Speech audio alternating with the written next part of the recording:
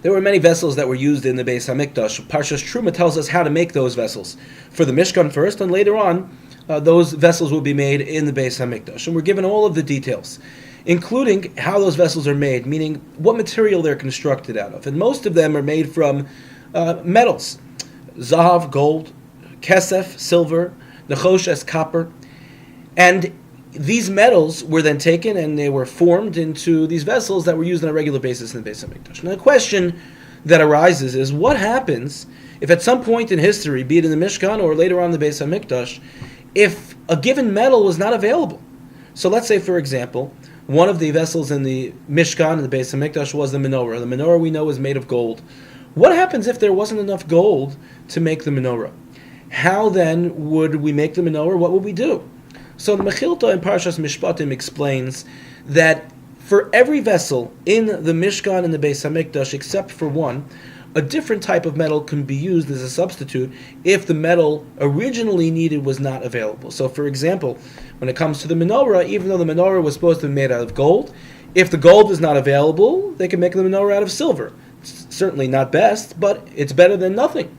The exception to that rule is one vessel in the Beis Hamikdash that if there was not any gold available to make it, the vessel could not be made at all. That vessel was the Kruvim. The Kruvim were these angel-like figures. They were angel-like because they had wings, and they sat on top of the Aron, they sat on top of the Ark. In the Ark contained the Aseret Adibros and the Torah, and these angel-like figures would have their spread wings sitting on top of the Aron. They would be made from gold, and their faces, their parts of, would be like children. And we're told that these angel-like figures were to face each other. Now, later on in the Navi, it says that although in our parsha that they were supposed to face each other, we found that there were times when they faced the wall. So the Gemara explains that when the Jewish people did everything according to the way Hashem wanted them to, when Hashem was happy with us, then the Kruvim faced each other. But when Hashem was not happy with us, the Kruvim faced the wall.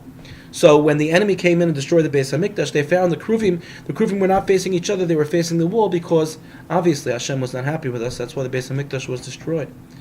So why is it that these Kruvim, if we don't have gold, why can't we make them out of silver? Rav Meir Shapiro of Lublin explains as follows. He said that the Kruvim represent what their faces are. They represent our children. They represent our future. They represent the softness and the essence of Torah, because we teach our children Torah when they're young, when they're soft, when they have the ability to take in everything that we're trying to teach them. They don't have the rigidness that tends to happen to us as we mature in life. There's a sense of innocence to them. And when you deal with innocence and you have that moment in which you can educate, and the valuable, precious time that we have the younger years of our children's life to educate them and mold them in the path of our history and our tradition, those are golden opportunities.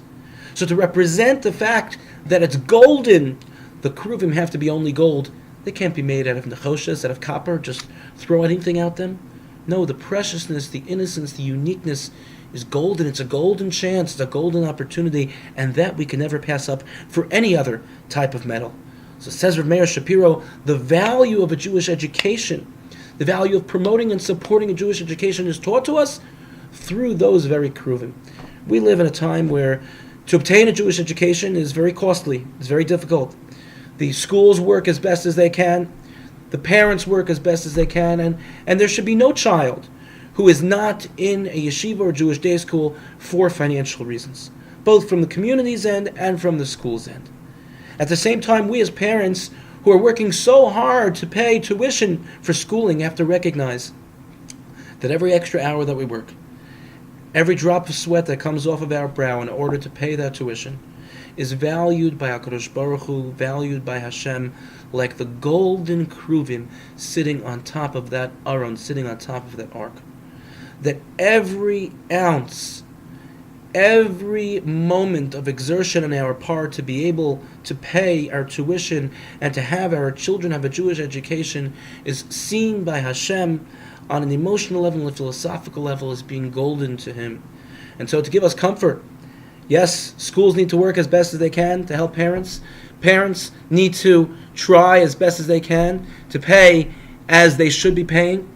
And yes, grandparents and elder statesmen, people who have already been through the system, who have merited to have their children be through the system, or people who value Jewish education, need to continue to help everyone ensure that our children remain golden to us and that every child is given the opportunity to have a Jewish education. Thank you for listening, and have a good Shabbos.